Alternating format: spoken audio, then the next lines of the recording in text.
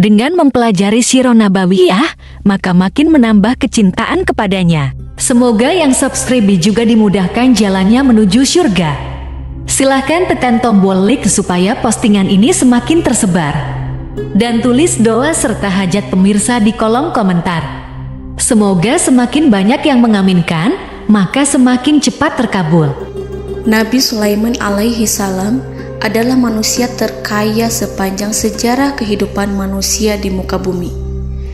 Dalam beberapa kitab suci seperti Al-Quran, Alkitab, dan Injil, Nabi Sulaiman alaihi salam dijelaskan sebagai manusia terkaya yang pernah hidup di muka bumi. Tidak ada satupun manusia yang bisa mengalahkan total kekayaannya hingga hari kiamat tiba. Para arkeolog telah menemukan situs peninggalan sejarah Islam yang mengungkap total kekayaan Nabi Sulaiman alaihi salam. Erez bin Yosef, seorang profesor sekaligus peneliti, ia menyatakan bahwa 3.000 tahun yang lalu Nabi Sulaiman alaihi salam diperkirakan memiliki kekayaan senilai 2,2 triliun US dollar. Dan apabila dikonversikan dengan nilai mata uang dolar hari ini, jika dirupiahkan, maka nilainya setara dengan 32.891.870 triliun rupiah. Profesor itu juga menjelaskan bahwa kekayaan Nabi Sulaiman alaihi salam berasal dari dua sumber, yakni istana kerajaan dan tambang tembaga. Nilai itu berkali-kali lipat lebih banyak dari total kekayaan negara Indonesia yang hanya mencapai 11.454 triliun per 30 Desember 2021. Nabi Sulaiman alaihi salam memiliki beberapa mukjizat. Di antaranya adalah dapat berbicara dengan bahasa binatang. Beliau dapat memerintah mereka untuk melakukan sesuatu. Beliau juga dapat mengendalikan besar kecilnya tekanan angin dan dapat mengatur ke arah mana angin akan berhembus. Sehingga dengan itu Nabi Sulaiman dapat memanfaatkan angin sebagai kendaraannya dan juga kendaraan tentaranya. Nabi Sulaiman juga bisa melunakkan besi dan membentuknya menjadi pakaian perang yang anti tusukan senjata tajam. Nabi Sulaiman juga memimpin para jin. Mereka tunduk dan patuh pada perintah Nabi Sulaiman alaihi salam. Tidak hanya setan, iblis laknatullah yang merupakan makhluk pembangkang dapat dibuat tunduk bertekuk lutut pada perintah-perintah Nabi Sulaiman. Nabi Sulaiman bisa melakukan teleportasi, yaitu berpindah dari suatu tempat ke tempat yang lain dalam waktu singkat. Peristiwa itu dibuktikan dengan pemindahan singgasana Ratu Balqis atas perintah Nabi Sulaiman. Nabi Sulaiman dikenal sebagai raja yang adil dan bijaksana. Nabi Sulaiman diberkahi kecerdasan yang luar biasa untuk menyatu padukan segenap kekuatan yang Allah berikan kepadanya. Ia mengelola dan membawa kerajaannya menjadi kekuatan raksasa yang tak terkalahkan di masanya dengan segenap kemampuan yang dimilikinya. Tentara Nabi Sulaiman adalah tentara terkuat di bumi tanpa ada yang menandingi. Pertanyaan mendasar yang muncul kali ini adalah dari mana sumber kekayaan dan kekuatan Nabi Sulaiman alaihi salam? Untuk mendapat jawaban dari pertanyaan itu, simak video ini sampai akhir. Sebelum itu, mari bantu channel ini terus berkembang dengan cara subscribe dan nyalakan tanda loncengnya. Berikan komentar yang positif dan berikan like serta share video ini.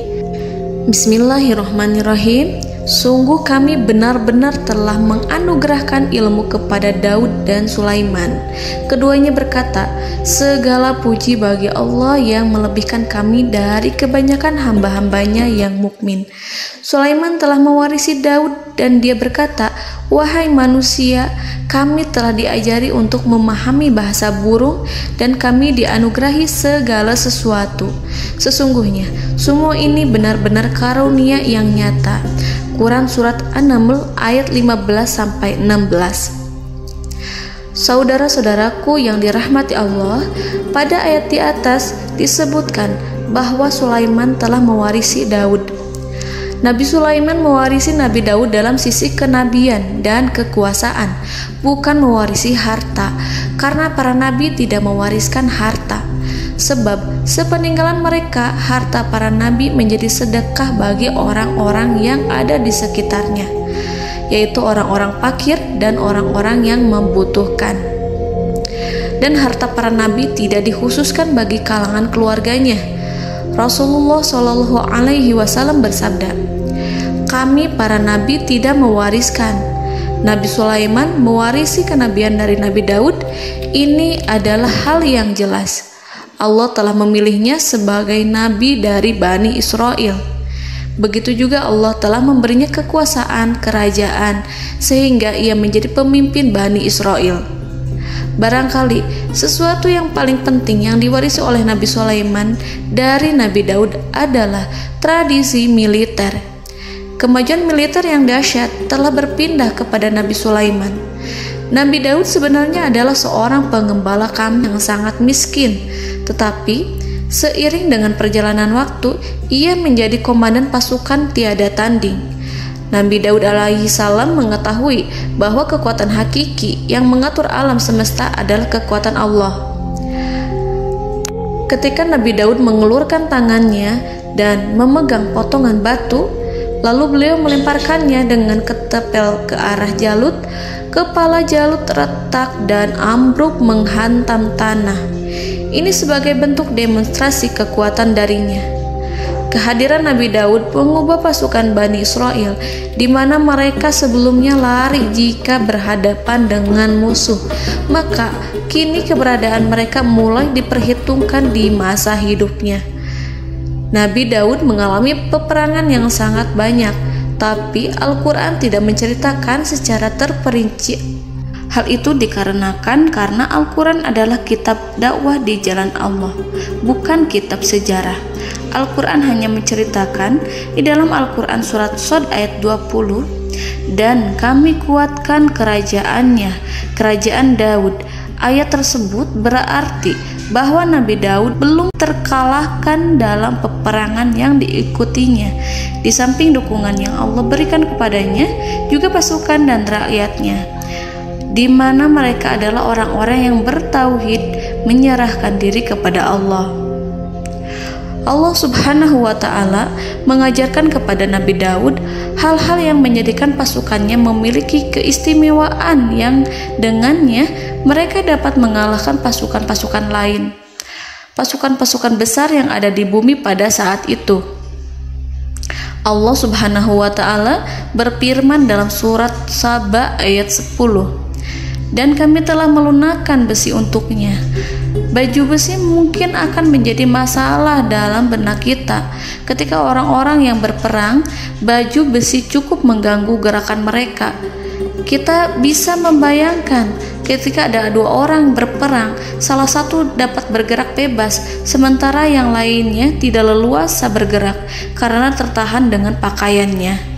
Namun, dengan kekuasaan Allah, Nabi Daud dapat melunakkan besi dan membuat baju besi yang ringan, yang mudah untuk digunakan. Ini adalah kemajuan penting yang Allah berikan kepada Nabi Daud dan tentaranya. Kemajuan itu kemudian diajarkan, diwariskan dan dimiliki oleh Nabi Sulaiman alaihi salam. Nabi Sulaiman memiliki pasukan dahsyat yang melebihi pasukan manapun di bumi saat itu, atau bahkan mungkin saat ini. Bahkan Allah menambahkan karunia-Nya kepada Nabi Sulaiman yang disebutkan dalam Al-Quran surat An-Naml ayat 16. Dan Sulaiman telah mewarisi Daud, dan dia berkata, "Wahai manusia, kami telah diberi pengertian tentang suara burung, dan kami diberi segala sesuatu. Sesungguhnya ini benar-benar suatu karunia yang nyata." Saudara-saudaraku yang dirahmati Allah, pada suatu hari Nabi Sulaiman alaihi salam menengadahkan tangannya dan berdoa kepada Allah Subhanahu wa ta'ala. Antara hati Nabi dan Allah tidak ada penghalang, tidak ada jarak, tidak ada sekatan waktu, tidak ada satupun dari para nabi yang berdoa kepada Allah kecuali doanya pasti dikabulkan. Doa Nabi Sulaiman alaihi salam direkam dalam Al-Quran surat Shad ayat 35. Nabi Sulaiman berkata, "Ya Tuhanku, ampunilah aku, anugerahkanlah kepadaku kerajaan yang tidak dimiliki oleh seorang pun sesudahku." Nabi Sulaiman menginginkan dari Allah sesuatu kerajaan yang belum pernah diperoleh oleh siapapun setelahnya. Allah Subhanahu wa ta'ala mengabulkan doa Nabi Sulaiman dan memberinya kerajaan tersebut. Nabi Sulaiman mewarisi kekuasaan, kenabian, hikmah ilmu dari Nabi Daud alaihi salam. Orang-orang menyebut Nabi Sulaiman Al-Hakim, Sulaiman yang bijaksana. Kebijaksanaan Nabi Sulaiman tidak terbatas pada keadilannya di tengah-tengah manusia dan juga kasih sayangnya kepada mereka. Namun, kebijaksanaan Nabi Sulaiman juga berlaku di kalangan burung dan binatang lainnya. Nabi Daud juga mengenal bahasa burung, tetapi Nabi Sulaiman dapat berbicara dengan bahasa burung. Bahkan, ia dapat menggantikannya sebagai pembantunya. Ketika Nabi Daud bertasbih di gunung, burung-burung serta binatang buas ikut bertasbih bersamanya. Bahkan angin pun berhenti untuk mendengarkan tasbih itu. Sedangkan Nabi Sulaiman alaihi salam, Allah Subhanahu wa ta'ala memberinya karunia lebih dari itu, di mana binatang-binatang buas tunduk padanya, begitu juga angin dan burung. Saudara-saudaraku yang dirahmati Allah, Nabi Sulaiman alaihi salam mampu mendengarkan bisikan semut yang berbicara kepada sesama mereka. Bahkan ia mampu memerintahkan semut tersebut sehingga semut itu menjadi taat pada perintahnya. Pasukan Nabi Sulaiman memiliki kekuatan yang sangat dahsyat. Belum pernah ada di dunia ini satu pasukan pun yang memiliki kekuatan seperti itu. Kekuatan Nabi Sulaiman berasal dari beberapa kombinasi yang sangat mengagumkan, sehingga karenanya ia tidak dapat tertandingi. Kekuatan itu terdiri dari manusia, binatang-binatang, jin, dan lain sebagainya. Kita mengetahui bahwa jin adalah makhluk Allah dan manusia tidak mampu melihatnya atau menghadirkannya atau meminta pertolongan kepadanya. Sedangkan Nabi Sulaiman telah diberi Allah suatu kemampuan untuk menundukkan jin, memperkerjakan mereka sebagai tentara di tengah-tengah peperangan. Bahkan ia mampu menjadikan mereka sebagai pekerja-pekerja kasar di kerajaannya saat tidak ada peperangan. Oleh sebab itu, ketika ada pasukan lain yang mencoba melawan pasukan Nabi Sulaiman, mustahil mereka akan mendapatkan kemenangan. Bahkan pasukan Nabi Sulaiman diperkuat oleh pasukan burung. Burung di pasukan Nabi Sulaiman memerankan tugas penting, yaitu menjadi agen intelijen. Kita mengetahui bahwa peranan informasi saat peperangan adalah hal yang penting. Dari informasi tersebut, pasukan dapat mengetahui keadaan lawannya. Demikianlah peranan burung pada pasukan Sulaiman. Ia terbang di tengah-tengah musuh. Kemudian, ia kembali kepada Nabi Sulaiman untuk menyampaikan berita tentang keadaan lawannya. Di samping jin dan burung, Allah juga menundukkan angin untuk Nabi Sulaiman. Nabi Sulaiman dapat memerintahkan angin dan ia mampu untuk menaiki angin tersebut. Dalam Al-Quran surat Shad ayat 36-40, Allah Subhanahu wa ta'ala berfirman, "Kami tundukkan kepada angin yang berhembus dengan baik menurut kemana saja yang dikehendaki Sulaiman. Dan kami tundukkan pula kepadanya setan-setan, semuanya ahli bangunan dan penyelam, dan setan yang lain yang terikat dalam belenggu. Inilah anugerah kami, maka berikanlah kepada orang lain atau tahanlah untuk dirimu tanpa perhitungan, dan sesungguhnya dia mempunyai kedudukan yang dekat pada sisi kami dan tempat kembali yang baik." Saudara-saudaraku yang dirahmati Allah, Allah Subhanahu wa Ta'ala juga memberikan kemampuan yang tak seorang pun dari para nabi mendapatkannya, yaitu kemampuan untuk memerintah setan. Setan adalah salah satu bagian dari jin. Ia adalah kelompok yang celaka dari bangsa jin. Kelompok ini sebenarnya tidak mampu dikuasai oleh manusia. Bahkan jin yang soleh tidak dapat mengatur setan. Adapun Nabi Sulaiman, Allah telah memberinya kekuasaan untuk menundukkan setan dan mempekerjakannya, bahkan mengikatnya dengan rantai serta menghukumnya jika ia menentang pada perintahnya. Setan membangun untuk Sulaiman istana-istana, patung-patung dan alat-alat perang. Bahkan setan-setan itu menyelam ke dasar lautan untuk mengeluarkan permata dan yakut untuk Sulaiman. Jika di antara setan yang menentang perintahnya, maka Nabi Sulaiman alaihi salam mengikatnya dengan rantai. Ini semua menunjukkan kekayaan Nabi Sulaiman dan kekuasaannya, di mana ia mampu mengatur banyak makhluk di bumi ini. Tentu saja, kemampuan itu semua adalah atas izin dari Allah Subhanahu wa Ta'ala sebagai mukjizat darinya. Allah Subhanahu wa Ta'ala berfirman dalam Al-Quran surat Saba ayat 12, dan sebagian dari jin adalah yang bekerja di hadapannya di bawah kekuasaannya dengan izin Tuhannya, dan siapa yang menyimpang di antara mereka dari perintah kami, maka kami rasakan kepadanya azab neraka yang apinya menyala-nyala. Para jin itu membuat untuk Sulaiman apa yang dikehendakinya, dari gedung-gedung yang tinggi, patung-patung, dan piring-piring yang besarnya seperti kolam, atau periuk yang tetap berada di atas tungku. Saudara-saudaraku yang dirahmati Allah, Nabi Sulaiman yang bijaksana adalah penguasa yang tak tertandingi di muka bumi. Meskipun memperoleh nikmat-nikmat khusus yang agung itu yang Allah berikan kepada Sulaiman, beliau tetap menunjukkan dirinya sebagai manusia yang paling banyak berzikir kepada Allah dan manusia yang paling banyak bersyukur di zamannya.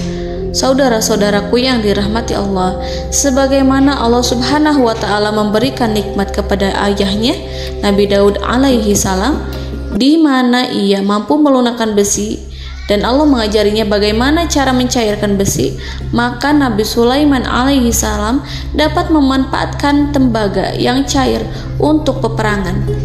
Dan juga di saat perdamaian, pada saat peperangan, beliau mencampur tembaga dengan besi dan menjadikannya perunggu. Mereka menggunakan senjata-senjata perunggu dalam peperangan seperti pedang, baju besi, dan juga pisau. Senjata-senjata ini adalah senjata yang paling kuat pada saat itu. Sedangkan di saat damai, tembaga digunakan untuk membuat bangunan, perhiasan, dan sebagainya. Meskipun Nabi Sulaiman mendapatkan nikmat yang besar dan karunia yang khusus, Allah Subhanahu wa Ta'ala mengujinya dengan suatu ujian yang dahsyat. Ujian yang akan selalu datang kepada seorang hamba yang soleh. Ketika hamba itu mendapatkan kedudukan besar, maka ujiannya pun menjadi besar. Allah Subhanahu wa Ta'ala menguji Nabi Sulaiman dengan penyakit. Diceritakan oleh Fahru Roji, Nabi Sulaiman diuji dengan suatu penyakit yang keras, di mana kedokteran saat itu tidak dapat dan tidak mampu mengatasinya. Sakitnya Nabi Sulaiman sangat keras sehingga para dokter dari kalangan manusia ataupun jin tidak mampu menghilangkan penyakit itu. Lalu burung-burung menghadirkan rumput-rumput yang dianggapnya sebagai obat, tetapi Nabi Sulaiman tak kunjung sembuh. Semakin hari penyakit Nabi Sulaiman semakin menjadi-jadi, sehingga ketika Nabi Sulaiman duduk di atas kursi, ia duduk bagaikan tubuh tanpa roh. Seakan-akan ia mati karena saking keras penyakit yang dideritanya. Sakit yang diderita oleh Nabi Sulaiman alaihi salam berlangsung sangat lama. Namun Nabi Sulaiman tidak henti-hentinya berzikir kepada Allah dan meminta kesembuhan kepadanya, serta selalu beristighfar dan mengungkapkan rasa cinta kepadanya. Selesailah ujian Allah terhadap hambanya Nabi Sulaiman. Beliau pun sembuh Nabi Sulaiman merasakan kembali kesehatannya setelah ia mengetahui segala kejayaan dan segala kekuasaan serta segala kebesarannya tidak lagi mampu menghilangkan penyakit yang dideritanya kecuali jika Allah menghendaki. Saudara-saudaraku yang dirahmati Allah, Nabi Sulaiman telah membangun tempat ibadah, tempat sujud, sehingga manusia menyembah Allah di dalamnya. Orang-orang yang membangunnya berjumlah puluhan ribu orang. Tentu setiap kelompok dari mereka memiliki pekerjaan masing-masing. Di antara mereka ada yang mencairkan tembaga, di antara mereka ada yang tukang pahat, ada yang tukang ukir, ada yang membelah batu, ada yang memotong kayu, ada yang mendatangkan rumput-rumput dari Libanon, ada yang mendatangkan emas dan menjadikannya lempengan-lempengan yang mengkilat untuk menutupi kayu serta untuk melapisi dinding-dinding. Bahkan golongan jin pun membantu membangun tempat tersebut, tentu dengan perintah dan bimbingan Nabi Sulaiman.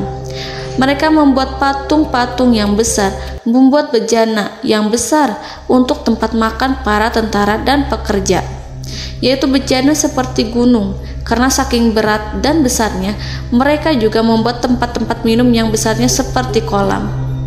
Nabi Sulaiman mengawasi para pekerjanya dan juga mengurusi masyarakatnya, di mana beliau mengenali problem mereka dan berusaha memecahkannya. Beliau juga mengawasi pasukan dari kalangan binatang dan burung. Beliau mengetahui apabila ada satu di antara mereka yang tidak datang, kemana ia pergi serta mengapa ia pergi. Nabi Sulaiman menguasai pengetahuan itu semua. Nabi Sulaiman bukan hanya mengetahui problem tentara-tentaranya dari kalangan manusia ataupun tentaranya dari kalangan burung, namun ia juga menunjukkan kasih sayang terhadap semut, di mana beliau mendengar bisikannya dan tidak suka untuk menginjaknya. Nabi Sulaiman selalu menundukkan kepalanya ke bumi sebagai bentuk rasa rendah diri dan syukur kepada Allah. Pada suatu hari, Nabi Sulaiman alaihi salam berjalan di depan tentaranya dan tiba-tiba ia mendengar suara semut yang berkata kepada temannya dari kalangan semut. Hal itu terekam dalam Al-Quran surat An-Naml ayat 18-19. Wahai semut-semut, masuklah ke dalam sarang-sarangmu agar kamu tidak terinjak oleh Sulaiman dan tentaranya, sedangkan mereka tidak menyadarinya. Nabi Sulaiman alaihi salam tersenyum mendengar itu dan ia berdoa, "Ya Allah, ya Tuhanku, berilah aku ilham untuk tetap mensyukuri nikmat-Mu yang telah Engkau anugerahkan kepadaku dan kepada kedua orang ibu bapakku, dan untuk mengerjakan amal soleh yang Kau ridhoi, dan masukkanlah aku ke dalam rahmat-Mu, ke dalam golongan hamba-hamba-Mu yang soleh." Saudara-saudaraku yang dirahmati Allah, meskipun Nabi Sulaiman mendapatkan kekuasaan dan memiliki tentara yang besar, namun beliau menunjukkan kasih sayang terhadap bangsa semut. Beliau mendengarkan bisikannya dan melihat semut yang ada di depannya. Oleh karena itu, tak mungkin baginya untuk menginjak golongan semut itu.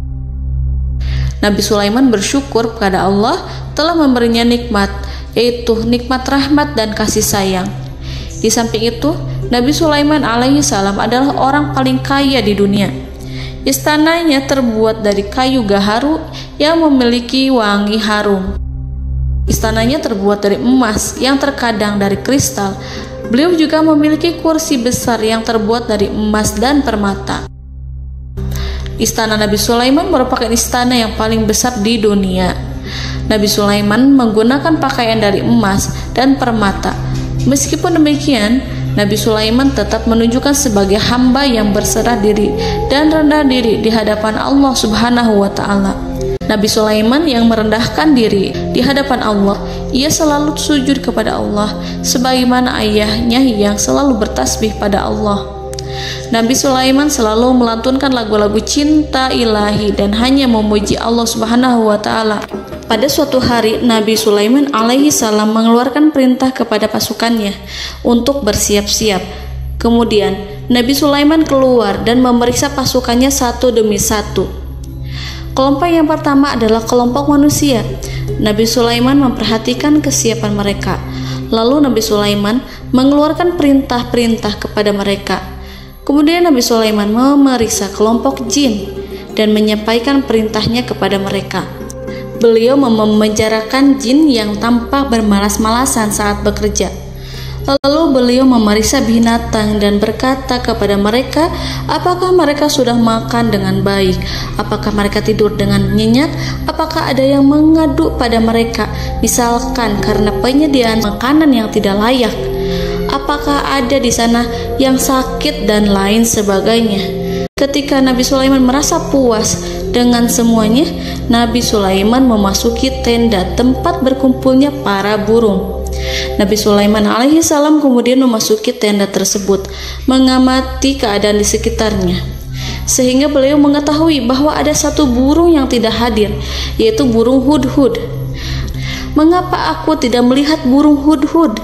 Burung-burung yang lain tampak terdiam sebagai penghormatan, dan mereka mendengarkan apa yang akan dikatakan pemimpin mereka. Nabi Sulaiman mengarahkan pandangannya pada semua burung dan tidak menemukan burung hudhud di antara mereka. Tak seekor burung pun yang mengetahui keberadaannya. Burung hudhud absen pada apel wajib kali ini. Nabi Sulaiman mulai menampakkan kemarahannya. Tiba-tiba, seekor burung kecil memberanikan diri untuk berkata kepada Nabi Sulaiman, "Wahai Nabi yang mulia, seharusnya hudhud ada bersamaku kemarin untuk melaksanakan tugas penyelidikan. Ia adalah pemimpin misi itu. Namun, burung hudhud belum datang. Oleh karena itu, aku tidak pergi bersamanya." Burung itu tampak gemetar. Nabi Sulaiman mengetahui bahwa hudhud tidak hadir dan tak seorang pun mengetahui kemana ia pergi.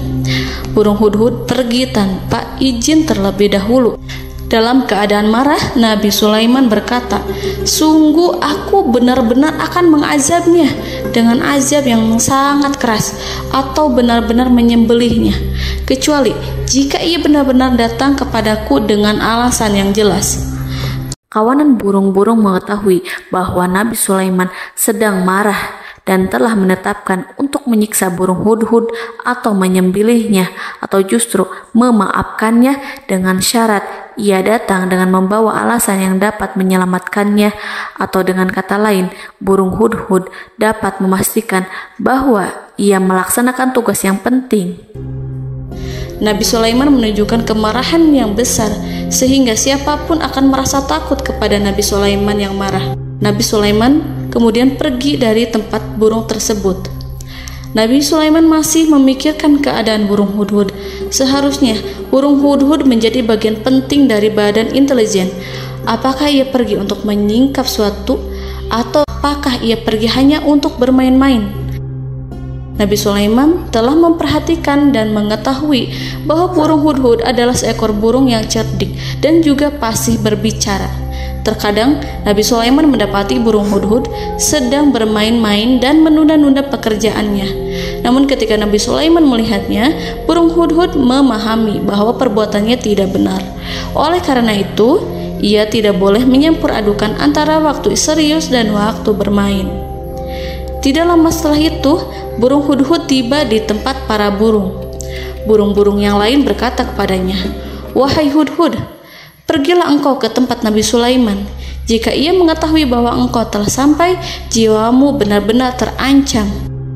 Mendengar itu, burung hudhud segera beranjak. Ia terbang menemui Nabi Sulaiman. Pada waktu itu, Nabi Sulaiman sedang duduk bersama tentaranya yang lain. Burung hudhud berdiri. Ia telah merencanakan untuk memulai pembicaraan dengan Nabi Sulaiman sebelum Nabi Sulaiman bertanya kepadanya kemana dia pergi. Ini sebagai bukti bahwa hudhud telah melaksanakan suatu tugas yang penting.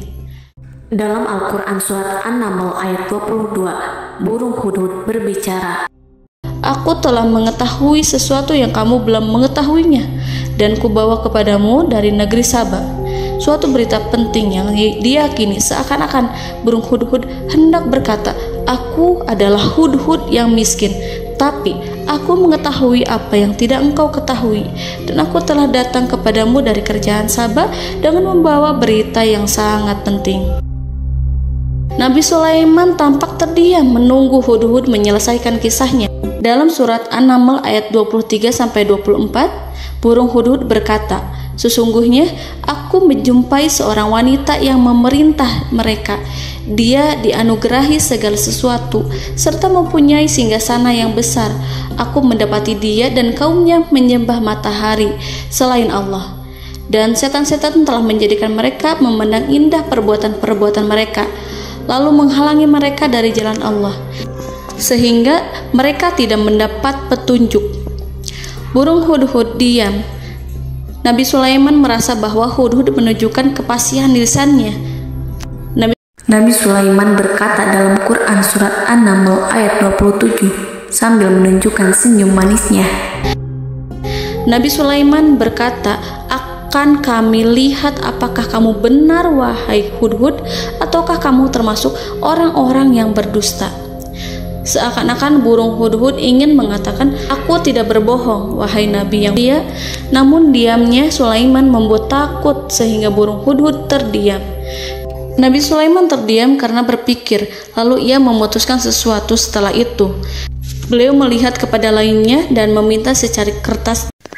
Nabi Sulaiman menulis surat singkat dan menyerahkannya kepada hudhud serta memerintahkan kepadanya seperti yang dikatakan dalam Quran surat An-Naml ayat 28. "Pergilah dengan membawa suratku ini, lalu jatuhkanlah kepada mereka, kemudian berpalinglah dari mereka, lalu perhatikanlah apa yang mereka bicarakan." Al-Quranul Karim hanya menceritakan dalam Quran surat An-Naml bagaimana perginya hudhud dan bagaimana ia menyerahkan surat itu. Lalu Al-Quran langsung menyebut keadaan kerajaan Balqis yang saat itu sedang membaca surat di depan para pembesar kerajaan dan para menterinya. Dalam Al-Quran surat An-Naml ayat 29-31 berkatalah Balqis, "Wahai pembesar-pembesar, sesungguhnya telah dijatuhkan kepadaku sebuah surat yang mulia. Sesungguhnya surat ini dari Sulaiman, dan sesungguhnya isinya dengan menyebut nama Allah yang Maha Pengasih lagi Maha Penyayang, bahwa janganlah kalian berlaku sombong terhadapku, dan datanglah kepadaku sebagai orang yang berserah diri." Saudara-saudaraku yang dirahmati Allah, dalam surat tersebut Nabi Sulaiman menyebutkan supaya mereka menyerahkan diri dan tunduk kepada perintah Nabi Sulaiman. Nabi Sulaiman memerintahkan agar mereka meninggalkan penyembahan terhadap matahari. Nabi Sulaiman tidak mempersoalkan akidah mereka dan tidak memuaskan mereka dengan apapun. Nabi Sulaiman hanya memerintahkan bahwa ia berada di atas kebenaran. Bukankah ia didukung kekuatan yang berlandaskan keyakinan yang dimilikinya? Nabi Sulaiman hanya memerintahkan mereka agar tunduk dan patuh kepadanya. Ratu Sabak menyampaikan surat tersebut di tengah-tengah kaumnya. Dalam Quran surat An-Naml ayat 32 dijelaskan, "Dan berkatalah Balqis, wahai para pembesar, berilah aku pertimbangan dalam urusanku ini. Aku tidak pernah memutuskan sesuatu persoalan sebelum kamu berada dalam majelisku." Saudara-saudaraku yang dirahmati Allah, para pembesar istana Balqis menentang surat tersebut. Isi surat itu membangkitkan kesombongan kaum Sabak, di mana mereka merasa lebih kuat. Mereka mengetahui bahwa di sana ada seorang yang mencoba menentang mereka dan mengisyaratkan peperangan kepada mereka. Lalu ia meminta kepada mereka untuk memenuhi syarat-syaratnya sebelum terjadinya peperangan dan kekalahan. Dalam surat An-Naml ayat 33, mereka menjawab, "Kita adalah orang-orang yang memiliki kekuatan dan juga memiliki keberanian yang sangat besar dalam peperangan. Dan keputusan berada di tanganmu, wahai rajaku. Maka pertimbangkanlah apa yang akan kamu perintahkan." Saudara-saudaraku yang dirahmati Allah, para pembesar kaum Sabak seakan ingin berkata, "Kita siap untuk melaksanakan perang." Tampaknya ratu itu memiliki kebijakan yang lebih baik dari pembesar kaumnya. Surat Sulaiman itu membuatnya berpikir lebih jernih dan lebih berhati-hati. Ia berusaha sebisa mungkin menghindari peperangan. Ratu itu berpikir dalam tempo yang lama. Nama Sulaiman tidak diketahuinya dan ia pun belum pernah mendengarnya. Oleh karena itu, Ratu kaum Sabak tidak mampu mengetahui dan mendeteksi seberapa besar kekuatan Nabi Sulaiman. boleh jadi Nabi Sulaiman memiliki kekuatan yang dahsyat sehingga ia mampu memerangi kekuasaannya dan mengalahkannya. Kemudian ratu memperhatikan apa yang ada di sekelilingnya. Ia melihat kemajuan masyarakatnya dan juga kekayaannya. Barangkali ia mengira bahwa Nabi Sulaiman iri terhadap kemajuan dan kekayaannya itu, sehingga Nabi Sulaiman ingin menyerangnya. Setelah mempertimbangkan isi surat Nabi Sulaiman dengan cermat, Ratu Saba memilih untuk tidak bersikap ceroboh dan bodoh. Ratu lebih suka untuk menggunakan bahasa kelembutan. Ia mengirim kepada Nabi Sulaiman suatu hadiah yang besar. Ratu mengira bahwa Nabi Sulaiman seorang yang ambisius, yang boleh jadi ia telah mendengar tentang kekayaan kerajaan Saba. Para utusan pergi dengan membawa hadiah dari Ratu Saba. Ratu berharap agar mereka dapat memasuki kerajaan Nabi Sulaiman dan akan mengetahui kondisi kerajaannya. Saat mereka pulang, Ratu ingin mendengar secara langsung dari mereka tentang bagaimana keadaan kaum Nabi Sulaiman dan pasukannya. Setelah mendapatkan informasi yang cukup, maka Ratu Balqis dapat membuat sesuatu keputusan yang tepat. Ratu menyembunyikan apa yang terlintas dalam pikirannya, lalu ia berbicara kepada pembesar istananya bahwa ia dapat menyingkap niat jahat Raja Sulaiman melalui cara mengirimkan hadiah kepadanya. Ratu lebih memilih cara tersebut dan menunggu reaksi dari Nabi Sulaiman. Ratu berhasil memuaskan para pembesar istana, dan untuk sementara ia menghilangkan ide untuk berperang. Karena para raja jika menyerang suatu desa, maka pemimpin desa tersebut adalah orang yang paling banyak mendapatkan kehinaan. Akhirnya, para pembesar kaumnya merasa puas dengan pikiran Ratu Balqis. Saudara-saudaraku yang dirahmati Allah, dalam surat An-Naml ayat 34-35 dijelaskan, Ratu Balqis berkata, "Sesungguhnya raja-raja apabila memasuki suatu negeri, niscaya mereka akan membinasakannya dan menjadikan penduduknya yang mulia menjadi hina. Dan demikian pula lah yang akan mereka perbuat. Dan sesungguhnya aku akan mengirim utusan kepada mereka dengan membawa hadiah, dan aku akan menunggu apa yang akan dibawa kembali oleh utusan itu." Kemudian sampailah hadiah dari Ratu Balqis kepada Nabi Sulaiman. Para intelijen Nabi Sulaiman memberitahunya bahwa utusan Balqis datang dengan membawa hadiah. Nabi Sulaiman langsung mengetahui bahwa Ratu Balqis itu sengaja mengirim orang-orangnya untuk mengetahui atau untuk mendapatkan informasi tentang kekuatannya.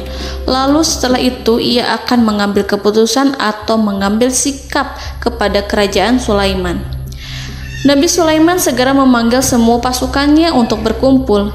Utusan Balqis segera memasuki istana Nabi yang dipenuhi dengan pasukan yang besar bersenjata.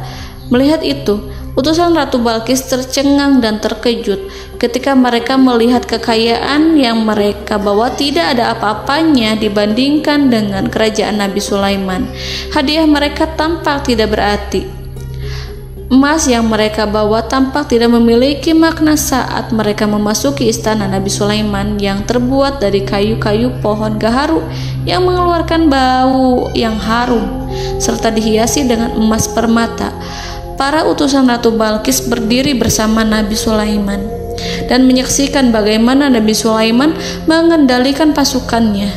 Kemudian mereka mulai berpikir tentang kekuatan dan kualitas pasukan Nabi Sulaiman. Betapa kagetnya mereka ketika melihat di tengah-tengah pasukan itu terdapat singa, burung, dan tentara dari kalangan manusia yang mampu terbang. Mereka pun sadar bahwa mereka di hadapan pasukan yang tiada tandingannya. Selesailah demonstrasi pasukan Nabi Sulaiman. Kemudian para utusan ratu dipersilahkan maju ke tempat hidangan makanan. Para utusan itu sangat terkejut ketika melihat berbagai macam makanan dari penjuru dunia ada di depannya. Dan di antara makanan itu terdapat pula makanan yang biasa ditemukan di negeri mereka. Tetapi mereka melihat bahwa makanan itu memiliki rasa yang lebih istimewa. Selain itu, piring-piring yang ada di depan mereka terbuat dari emas dan mereka dilayani oleh laki-laki yang berhias dengan emas. Di meja makan itu terdapat burung, ikan laut, dan berbagai macam daging yang mereka tidak mampu lagi membedakan daging apa itu. Nabi Sulaiman tidak makan bersama mereka, tapi beliau makan dengan menggunakan piring yang terbuat dari kayu. Beliau memakan roti yang kering yang dicampur dengan minyak. Inilah makanan yang dipilih Nabi Sulaiman. Makan bersama mereka dalam keadaan diam, mereka merasa kehadiran Nabi Sulaiman menciptakan suatu wibawa yang luar biasa. Selesai perjamuan itu, lalu dengan sangat malu mereka menyerahkan hadiah dari Ratu Balqis kepada Nabi Sulaiman. Hadiah itu berupa emas yang bagi mereka hadiah itu sangat bernilai tinggi. Tapi di sini hadiah itu tampak kecil di hadapan kekayaan Nabi Sulaiman yang sangat mengagumkan. Nabi Sulaiman memperhatikan hadiah dari Ratu Balqis itu dan berkata dalam Quran surat An-Naml ayat 36, "Maka apa yang diberikan Allah kepadaku lebih baik daripada apa yang diberikannya kepadamu, tetapi kamu merasa bangga dengan hadiahmu." Saudara-saudaraku, Raja Sulaiman menyingkap dengan kata-katanya yang singkat itu penolakannya terhadap hadiah mereka. Ia memberitahu utusan itu bahwa ia tidak menerima hadiah tersebut. Ia tidak merasa puas dengan hadiah itu. Yang membuatnya puas hanyalah, janganlah kalian berlaku sombong terhadapku dan datanglah kepadaku sebagai orang-orang yang berserah diri. Lalu Nabi Sulaiman berkata kepada mereka dengan pelan. Hal itu diabadikan dalam Al-Quran surat An-Naml ayat 37. "Kembalilah kepada mereka, sungguh kami akan mendatangi mereka dengan bala tentara yang mereka tidak kuasa melawannya. Dan pasti kami akan mengusir mereka dari negara itu, yaitu negeri Saba, dengan terhina. Dan mereka akan menjadi tawanan-tawanan yang hina." Saudara-saudaraku yang dirahmati Allah, Nabi Sulaiman kemudian meninggalkan para utusan ratu setelah terlebih dahulu mengancam mereka. Para utusan itu berharap agar Nabi Sulaiman mau menunggu kunjungan Ratu Balqis yang akan membawa misi perdamaian.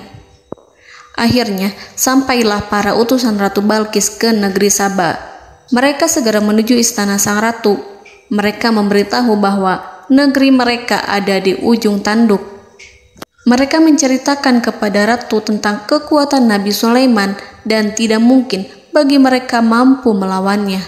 Mereka meyakinkan Ratu Balqis bahwa ia harus mengunjunginya dan melihat sendiri bagaimana kebesaran kerajaan Nabi Sulaiman. Kemudian Ratu Balqis menyiapkan dirinya untuk pergi menuju kerajaan Nabi Sulaiman. Nabi Sulaiman duduk di kursi kerajaan di tengah-tengah para pembesarnya dan para menterinya, serta para komandan pasukannya. Beliau berpikir tentang sosok Balqis. Nabi Sulaiman mengetahui bahwa Balqis menuju tempatnya. Balqis dikelilingi rasa takut. Nabi Sulaiman berpikir sejenak tentang bagaimana matahari disembah. Ia memikirkan bagaimana informasi yang diterima oleh intelijennya tentang kemajuan kerajaan Balqis dalam bidang kesenian dan ilmu pengetahuan. Nabi Sulaiman bertanya kepada dirinya sendiri, apakah kemajuan menjadi penghalang untuk mengetahui kebenaran? Apakah ratu itu senang dengan kekuatan yang dicapainya?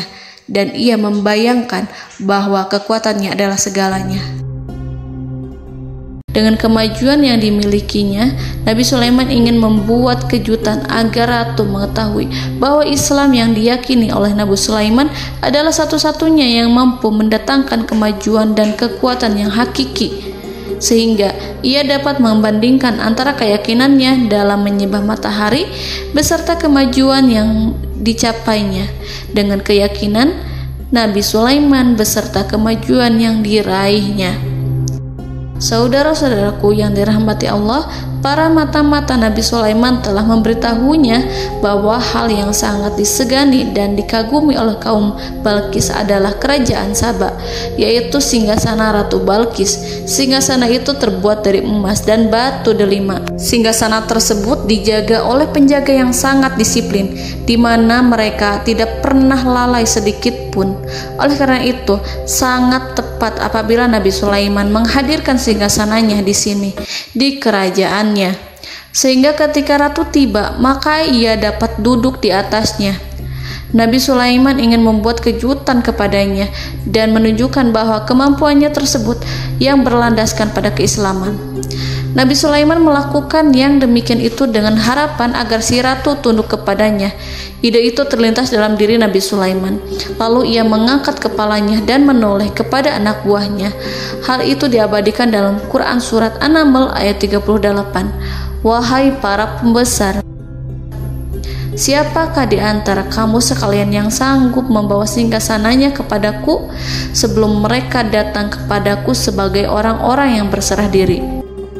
Saudara-saudaraku, perhatikanlah ungkapan pikiran Nabi Sulaiman tersebut. Semua pemikirannya berkisar tentang keislaman para penyembah matahari, tentang bagaimana beliau dapat memberikan petunjuk kepada mereka di jalan Allah. Yang pertama menjawab pertanyaan Nabi Sulaiman adalah jin Ifrit. Dalam Quran Surat An-Naml ayat 39, berkatalah Ifrit yang cerdik dari golongan jin, "Aku akan datang kepadamu dengan membawa singgasana itu sebelum kamu berdiri dari tempat dudukmu. Sesungguhnya aku benar-benar kuat untuk membawanya, lagi dapat dipercaya."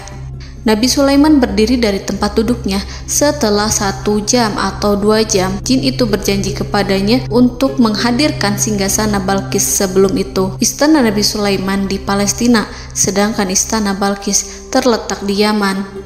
Antara singgasana tersebut dengan singgasana Nabi Sulaiman berjarak lebih dari ribuan mil. Barangkali pesawat yang cepat sekalipun yang kita kenal hari ini tidak akan mampu membawa dan mendatangkan istana itu dalam waktu 1 jam. Tetapi masalahnya di sini, berhubung dengan kekuatan jin yang serba misterius, Nabi Sulaiman tidak mengomentari sedikit pun terhadap apa yang dikatakan oleh Ifrit. Nabi Sulaiman tampak menunggu tanggapan lain yang mampu menghadirkan singgasana Balkis yang lebih cepat dari jin Ifrit. Nabi Sulaiman menoleh kepada seorang yang di sana, yang duduk di atas naungan. Hal itu diceritakan dalam Al-Quran Surat An-Naml ayat 40. Berkatalah seseorang yang mempunyai ilmu dari Alkitab, "Aku akan membawa singgasana itu kepadamu sebelum matamu berkedip." Maka tatkala Sulaiman melihat singgasana itu terletak di hadapannya, ia pun berkata, "Ini termasuk karunia Tuhanku untuk menguji aku. Apakah aku akan bersyukur atau mengingkari nikmatnya? Dan barang siapa yang bersyukur, maka sesungguhnya dia bersyukur untuk kebaikan dirinya sendiri. Dan barang siapa yang ingkar, maka sesungguhnya Tuhanku maha kaya lagi maha mulia." Saudara-saudaraku, belum lama seseorang yang mempunyai ilmu dari Alkitab menyatakan kalimatnya, sehingga singgasana itu tiba-tiba ada di depan Nabi Sulaiman, yang mampu menghadirkan singgasana itu lebih cepat dari kedipan mata. Al-Quranul Karim tidak menyingkap kepribadian seseorang yang menghadirkan singgasana itu. Al-Quran hanya menggarisi bahwa orang itu mempunyai ilmu dari Alkitab. Al-Quran tidak menjelaskan kepada kita apakah ia seorang malaikat ataukah manusia ataukah jin. Al-Quran sengaja tidak menyingkap hakikat kitab yang dimaksud. Saudara-saudaraku yang dirahmati Allah, setelah melihat singgasana itu, Nabi Sulaiman bersyukur kepada Allah. Ia mulai memperhatikan singgasana sang ratu. Singgasana tersebut merupakan simbol pembangunan dan juga kemajuan, tetapi tampaknya ia hanya sesuatu yang biasa saja jika dibandingkan dengan kekuasaan dan kebesaran ciptaan yang dibuat oleh manusia dan jin di kalangan istana Nabi Sulaiman. Nabi Sulaiman memikirkan dalam tempo yang sangat lama singgasana Ratu Balkis itu. Kemudian beliau memerintahkan agar singgasana itu diperbaiki, sehingga saat Ratu Balkis datang, dia akan mengujinya. Apakah Ratu Balkis dapat mengenali singgasananya ataukah tidak? Dalam Al-Quran Surat An-Naml ayat 41, Nabi Sulaiman berkata, "Ubahlah baginya singgasananya, maka kita akan melihat apakah dia mengenal ataukah dia termasuk orang-orang yang tidak mengenalnya." Saudara-saudaraku yang dirahmati Allah, Nabi Sulaiman memerintahkan agar dibangun istana yang akan digunakan untuk menyambut Ratu Balkis. Nabi Sulaiman memilih tempat di laut, dan ia memerintahkan agar dibangun suatu istana di mana sebagian besarnya terdiri dari air laut. Nabi Sulaiman memerintahkan agar lantainya itu terbuat dari kaca yang tebal dan kuat, sehingga orang-orang yang berjalan di atas istana itu akan dapat melihat di bawahnya ada ikan-ikan berwarna-warni yang berenang-renang. Dan mereka akan melihat rumput-rumput laut yang bergerak-gerak. Akhirnya, selesailah pembangunan istana itu. Saking bersihnya kaca lantainya, sehingga tampak di sana tidak ada kaca. Burung hudhud memberitahu Nabi Sulaiman bahwa Balqis telah sampai dekat kerajaannya. Kemudian Ratu Balqis datang. Al-Quran tidak menyebutkan keadaan Nabi Sulaiman saat menyambut Balqis, namun Al-Quran menunjukkan dua sikap Ratu Balqis. Yang pertama, bagaimana sikap Balqis ketika pertama kali melihat singgasananya yang datang mendahuluinya, padahal ia telah meninggalkan pengawalannya untuk tetap setia menjaga singgasananya itu. Keadaan kedua adalah keadaan di depan istana yang dibangun untuk penyambutan Balqis. Istana itu penuh dengan permata yang berenang-renang di bawahnya ikan-ikan. Dalam Quran Surat An-Naml ayat 42 dijelaskan, dan ketika Balqis datang, ditanyakanlah kepadanya, "Serupa inikah singgasanamu?" Balqis menjawab, "Seakan-akan singgasana ini adalah singgasanaku. Kami telah diberi pengetahuan sebelumnya, dan kami adalah orang-orang yang berserah diri." Saudara-saudaraku, pada dialek di atas, Balqis melihat singgasananya dan ia tercengang saat mengetahui bahwa itu adalah singgasana miliknya. Namun kemudian ia mulai ragu karena melihat tidak sepenuhnya itu singgasana miliknya. Jika itu benar-benar miliknya, lalu bagaimana ia datang mendahuluinya? Dan bila bukan singgasananya, maka bagaimana Sulaiman dapat meniru sepersis dan seteliti itu? Padahal Sulaiman tidak pernah sekalipun ke kerajaannya. Nabi Sulaiman berkata saat melihat Balqis mengamati singgasananya, "Apakah ini singgasanamu?" Balqis terlihat sangat kebingungan, namun setelah itu ia menjawab, "Sepertinya benar." Nabi Sulaiman berkata, "Kami telah diberi ilmu sebelumnya dan kami sebagai orang-orang muslim." Saudaraku yang dirahmati Allah, melalui pertanyaan Nabi Sulaiman ingin mengisyaratkan kepada Balqis agar ia membandingkan antara keyakinannya beserta ilmu yang dicapainya dengan keyakinan Nabi Sulaiman yang muslim beserta pengetahuan yang telah diraihnya. Penyembahan terhadap matahari dan pencapaian ilmu yang dicapai oleh Ratu Balqis tanpa tidak ada apa-apanya dibandingkan dengan ilmu Nabi Sulaiman dan keislaman. Nabi Sulaiman telah mendahuluinya dalam bidang ilmu karena keislamannya. Karena itu, sangat mudah baginya untuk mengungguli Balqis dalam ilmu-ilmu yang lainnya. Demikianlah yang disyaratkan dalam pertanyaan Nabi Sulaiman kepada Ratu Balqis. Ratu Saba itu mengetahui bahwa ini adalah singgasananya, di mana singgasana itu datang lebih dahulu daripada dirinya. Beberapa bagian darinya telah diubah saat Balqis masih di perjalanan menuju ke tempat Nabi Sulaiman. Ia berpikir kemampuan apa yang dimiliki Nabi Sulaiman. Ratu Balqis tercengang melihat apa yang disaksikannya, yang berupa buah dari keimanan Nabi Sulaiman dan hubungannya dengan Allah Subhanahu wa Ta'ala. Sebagaimana Balqis juga tercengang ketika melihat kemajuan di bidang ilmu pembangunan, seni, dan ilmu-ilmu yang lainnya. Maka ia tidak lebih kagum lagi saat melihat hubungan yang kuat antara keislaman Nabi Sulaiman dengan ilmunya serta kemajuan yang diraihnya. Dalam Al-Quran Surat An-Naml ayat 43 dijelaskan, dan apa yang disembahnya selama ini selain Allah mencegahnya untuk melahirkan keislamannya, karena sesungguhnya ia terdahulu termasuk orang-orang yang kafir.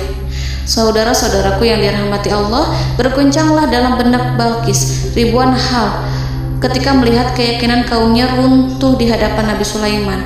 Ia menyadari matahari yang disembahnya hanya merupakan ciptaan Allah, dan Allah lah yang menggerakkannya untuk hamba-hambanya. Lalu terbitlah matahari kebenaran dalam dirinya. Hatinya diterangi oleh cahaya baru yang tidak akan tenggelam seperti tenggelamnya matahari. Masa keislamannya hanya menunggu waktu. Ratu Balqis memilih waktu yang tepat untuk mengumumkan keislamannya. Allah Subhanahu wa Ta'ala berfirman dalam Quran Surat An-Naml ayat 44. Dikatakan kepadanya, masuklah ke dalam istana. Maka tatkala ia melihat lantai istana itu, dikiranya kolam air yang besar dan disingkapnya 2 betisnya. Berkatalah Sulaiman, sesungguhnya ia adalah istana licin yang terbuat dari kaca. Berkatalah Balqis, wahai Tuhanku, sesungguhnya aku telah berbuat zalim terhadap diriku dan aku berserah diri bersama Sulaiman kepada Allah Tuhan semesta alam. Saudara-saudaraku yang dirahmati Allah, dikatakan kepada Balqis, masuklah ke dalam istana. Ketika ia masuk, maka ia tidak menyaksikan adanya kaca, tetapi ia melihat air, sehingga ia mengira akan bersinggungan dengan air. Lalu ia menyingkapkan sedikit bajunya agar bajunya itu tidak basah. Nabi Sulaiman mengingatkannya tanpa melihatnya agar ia tidak khawatir terhadap pakaiannya, karena pakaiannya tidak akan basah sebab di sana tidak ada air. Itu sekedar kaca yang halus, yang saking halusnya sehingga ia tidak tampak. Pada kesempatan itulah Balqis mengumumkan keislamannya yang mengakui kelalimannya, dan ia menyatakan menyerahkan diri kepada Nabi Sulaiman dan kepada Allah Tuhan semesta alam. Lalu kaumnya pun mengikutinya dan mereka memeluk Islam. Balqis menyadari ia berhadapan dengan penguasa yang terbesar di bumi dan Nabi Allah yang mulia. Untuk pertama kalinya, wajah Sulaiman tampak dihiasi dengan senyuman yang menunjukkan kepuasannya sejak Balqis mengunjunginya. Demikianlah Nabi Sulaiman mewujudkan kejayaannya yang hakiki dan menyebarkan cahaya Islam di muka bumi. Saudara-saudaraku, Al-Quran tidak menyebutkan kisah Balqis setelah keislamannya. Para ahli tafsir mengatakan bahwa ia menikah dengan Nabi Sulaiman. Selain itu, ada yang mengatakan bahwa ia menikah dengan salah satu orang dekat Nabi Sulaiman. Ada juga yang mengatakan bahwa sebagian Raja Habasyah adalah keturunan dari buah perkawinan ini. Wallahu a'lam bishawab. Saudara-saudaraku yang dirahmati Allah, Nabi Sulaiman hidup di tengah-tengah kejayaan dan kemuliaan di bumi.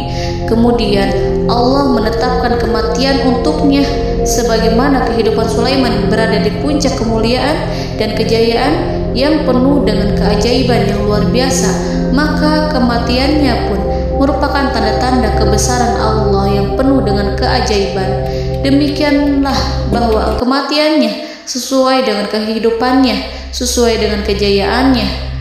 Allah berfirman tentang kematian Sulaiman di dalam Al-Quran Surat Saba ayat 14. Maka tatkala kami telah menetapkan kematian Nabi Sulaiman, tidak ada yang menunjukkan kepada mereka kematiannya itu kecuali rayap yang memakan tongkatnya. Maka tatkala ia telah tersungkur, tahulah jin bahwa kalau sekiranya mereka mengetahui yang gaib, tentulah mereka tidak akan tetap dalam siksa yang menghinakan.